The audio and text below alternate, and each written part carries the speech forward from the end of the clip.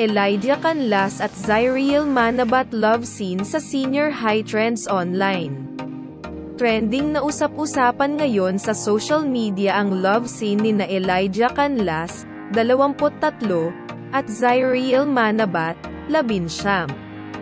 Sa latest episode ng I Want TFC drama series na Senior High. Sa serye, si Elijah ay gumaganap bilang si Archie, habang si Zyriel naman ay si Roxy. Sa episode ng Senior High kagabi, January 2, 2024.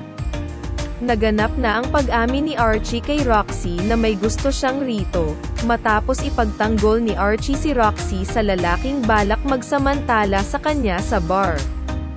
Dito rin nangyari ang intimate scene ng dalawa nang magpresenta si Archie na ihatid si Roxy sa bahay nito. React ng mga netizens sa X, dating Twitter. Mabilis na nag-trending ang Roxchilandian Day, matapos silang kakiligan ng netizens. Roxchi, ang nabuong pangalan sa tambalan ng dalawa. Tweet ng isang netizen, published as is. Grabe naman ang Best Actress at Best Actor ng kani-kanilang henerasyon. Zyriel and Elijah Motherang, Fatherang and mouth-watering Charot. Saad ng isa. Archie nasiga sa lahat pero laging tiklop kay Roxy soft for this scene huho.